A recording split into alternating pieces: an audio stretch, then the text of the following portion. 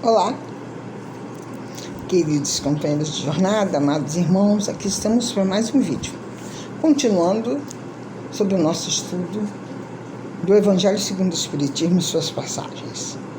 E nós vamos falar hoje Luz da Caridade. Está lá no Evangelho segundo o Espiritismo, no capítulo 15, no item 10. Então, vai, diz Jesus, e faze o mesmo. E também essa passagem está em Lucas, no Evangelho dele, no capítulo 10, no versículo 37. Amar é dever de todas as criaturas, e ninguém se pode eximir de fazê-lo. Esse amor deve ser incondicional, chegando à totalidade como experiência de auto-iluminação e de auto-libertação. Enquanto o ser humano se encontra nas faixas predominantemente do ego, ele ata-se aos caprichos escravizadores que são decorrentes dessa atitude primária. No entanto, à medida que ama, ele dilui as amarras dolorosas e experimenta a alegria da liberdade em verdadeiro hino de louvor.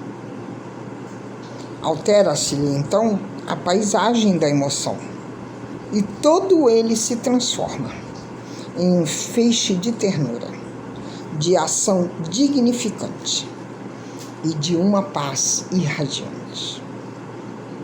Assim é o amor de Jesus, integral, total, incomum, aberto ao pensamento divino e mergulhado nele, de forma que se esparce com uma brisa refrescante, modificando o clima espiritual das criaturas que se lhe acercam. Não há nesse amor nenhuma exigência, exceto a proposta da impregnação que todos se devem permitir acontecer. Trata-se, sim, de uma oportunidade limpa de alteração ao comportamento e à escala de valores em torno do significado da vida e do esforço existencial para conseguir assim a plenitude. Toda narração neotestamentária, à luz da psicologia profunda, ela é um convite à alegria, ao amor em comum que dimana de Deus e de que Jesus se fez o intermediário, tornando-o compreensível ao entendimento e também ao sentimento. Com esse amor, Jesus pretende alçar o ser humano à sua condição, estimulá-lo a crescer, entender o elevado sentido e significado de si mesmo, os objetivos essenciais do seu existir, não havendo assim empecilho que não seja possível de ser contornado ou até mesmo eliminado. Trata-se apenas de uma opção forte, significando o desejo de ser livre e de ser feliz. Os indivíduos psicologicamente infantis querem que os amem, jamais brindando-se ao amor. Somente aquele, porém, que está amadurecido, ele pode oferecer-se-lhe a atingir o patamar da iluminação, decifrar assim a incógnita na qual se debate em torno da sua realidade espiritual. Fazer o mesmo, aquilo que o samaritano, discriminado e detestado, fez em relação ao seu próximo, que era judeu, seu perseguidor, é a mais vigorosa lição do pensamento cristão primitivo que se entregava ao amor, especialmente direcionado àquele que mausinavam e impiedosamente fustigavam com ódio inclemente os seguidores de Jesus. Esse impositivo, expresso por Jesus, desarma a sombra coletiva que se compraz na inferioridade moral das pessoas. Aquele, porém, que encontrou a resposta para anulá-la já não era, nem será mais o mesmo, porque descobriu que é possível desativar os impedimentos que dificultavam a liberdade interior, a opção de ser pleno. E com essa colocação, a sombra individual se desfaz. E a responsabilidade aí do self aparece. Comanda as atitudes, antes tíbias e medrosas. Naquele que ora desperta para os novos cometimentos e definições morais. Olha que lindo, né, companheiras? Eu a cada dia fico mais extasiada com esse evangelho do nosso Mestre Jesus que deixou para nós. Jesus aceitou o ambiente em que deveria viver, mas não permitiu que o mesmo lhe influenciasse a conduta, alterando-lhe o programa que trazia de Deus para a renovação estrutural das criaturas e do mundo social daquele e de todos os tempos. Aí me faz lembrar o nosso querido Paulo, apóstolo dos gentios, quando ele dizia: estar no mundo sem ser do mundo. Com ele não há possibilidade da sombra tornar-se projeção, refletindo atitudes incomuns, porém fixadas nos comportamentos que lhe dizem respeito. Não poderia haver melhor modelo para ensinar o amor que esplende na ação da caridade de que a figura do samaritano escolhida por Jesus, considerando-se o seu desvalor para os judeus, a indignidade que lhe atribuíam, sendo ele quem socorre o adversário, sem fazer-lhe qualquer pergunta ou interrogação, sem ao menos recordar-se que o homem caído e espoliado é alguém que o maltratava, que o desconsiderava e que, por sua vez, o deixaria aos abutres à morte, sem qualquer sentimento de culpa, caso a situação fosse oposta, fosse ao contrário. Condoeu-se, entretanto, viu-se a si mesmo abandonado e vencido, reconhecendo no outro a imagem e a semelhança de Deus, porque seu irmão, embora ele não o considerasse e assim tomado de compaixão, socorreu-o, deu-lhe a alimária, seguindo a pé e protegendo-o de qualquer tombo, a fim de o amparar numa hospedaria.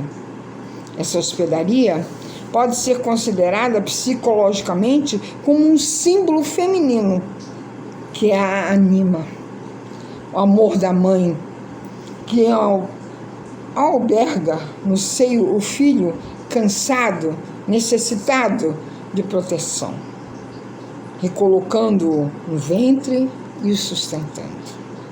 Ali, ante a exigência do hospedeiro, representação inevitável do ânimos, o estrangeiro remunera-o convenientemente, atendendo-lhe ao ego, e afirma que mais pagará quando de retorno, caso o enfermo gaste além do que estava sendo previamente acertado.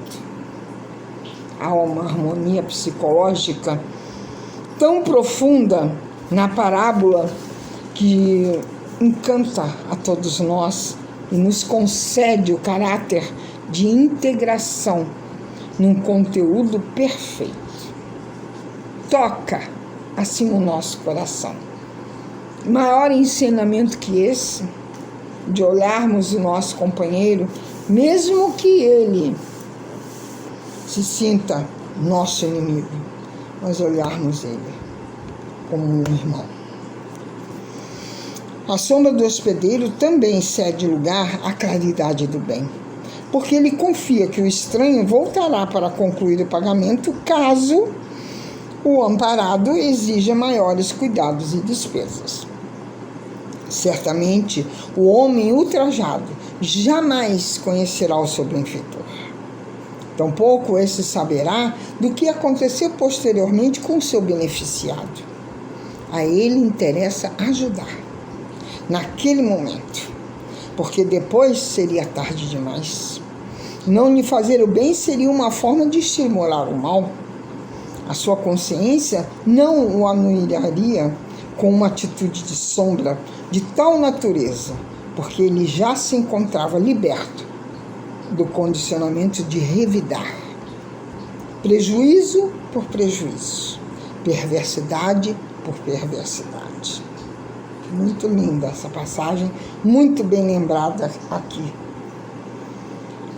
A sua condição de humanidade ergueu-o de primarismo que governa muitos sentimentos e facultou-lhe assim alçar-lhe ao discernimento útil e generoso. E é esse o sentido da caridade com Jesus.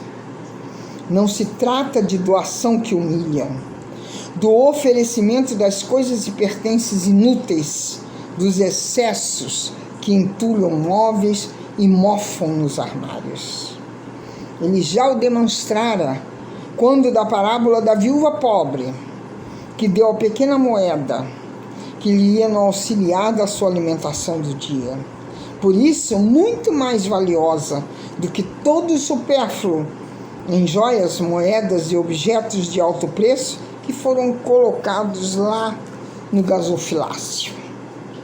Aquela foi uma forma de autodoar-se, de entregar tudo quanto possuía, o que lhe era necessário, anulando assim o egoísmo em favor do significado religioso da oferta. Somente assim, dando e doando-se, o indivíduo se salva, ele se liberta das paixões, ele se descraviza-se da posse infeliz, ele torna-se uno com o bem, que flui e esparce, envolvendo ao reino dos céus, sem estar acorrentado à terra. É preciso que a gente entenda isso. É preciso que a gente viva isso. E é preciso que a gente sinta isso. Esse é o sentido exato da caridade. A libertação do nosso ego e a plenitude do nosso self. Quando isso não ocorre, nenhuma crença libera da escravidão a que se permite o adepto. Necessário saber, portanto, como viver a crença, que fazer parte dela em forma de ação edificante, que resulte assim em bênçãos para o próximo e, consequentemente, para si mesmo. Crer é uma experiência emocional, mas saber é uma conquista de inteligência que experiencia a realidade, se deixa arrebatar. Nunca mais alterando assim a consciência em torno do que conhece. Pode-se mudar de crença, mas quem passa a saber enquanto vive em clima de normalidade, nunca mais ignora. Está ciente e vive consciente.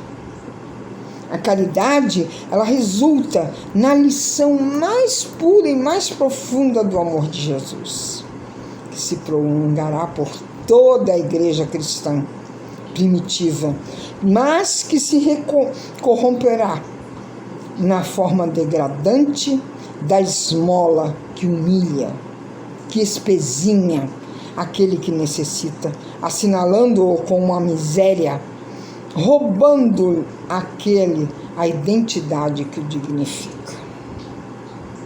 Entendamos assim que o doutor da lei que buscava Jesus era o representante por excelência da sombra coletiva existente. Ele sentia que o mestre, o homem de bem, o Messias esperado, era aquele com quem dialogava. No entanto, a sua sombra individual, invejosa, ciumenta, desejava acolhê-lo. Numa armadilha bem ao gosto da inferioridade dos pigmeus morais, das crianças psicológicas que, embora adultas, se negam ao amadurecimento da responsabilidade, da autoanálise, da autoconsciência. Sentindo assim incapaz de ser semelhante a Jesus, traiu a própria inferioridade, desejando perturbá-lo, levá-lo assim ao ridículo. Mas Jesus nunca se deixou levar. A sua foi a pergunta que apresentam-se os impostores, porque, sabendo da resposta, desejavam conferi-la com a que lhe davam e podiam dar àqueles que lhe despertavam esse ciúme, inconfesso e a inveja mesquinha.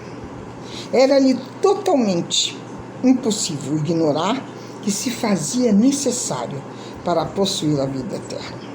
E tanto era verdade que, por sua vez, interrogado por Jesus a respeito do que estava escrito na lei, ele foi taxativo em repetir o decálogo, demonstrando assim a lucidez da memória e o atraso dos sentimentos. Com a sabedoria e profundidade de percepção que eram peculiares ao nosso Mestre Jesus, inferindo da resposta que o interrogante conhecia como encontrar a vida triunfante, utilizou-se das figuras dominantes, hediondas, de outro sacerdote e de um levita, que representavam o lado escuro da sociedade preocupada com os triunfos da ilusão, para confrontá-los assim com o samaritano, que se postava em condição de inferioridade, demonstrando que o amor é soberano, que independe da posição social, da raça, de privilégio.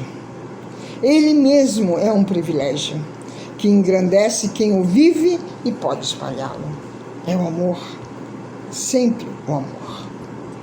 A parábola do bom samaritano é um poema da mais profunda psicologia de Jesus para com nós, para com a humanidade, que após ouvi-la conscientemente, nunca mais poderá ser a mesma, tornando-se necessário a cada indivíduo atender à ordenança. Então, vai, diz Jesus, e faze o mesmo. Ajudar é auxiliar, é libertar, é forma nobre de tornar-se livre, que possamos nos tornar livres. Beijos em seus corações. Até o próximo vídeo.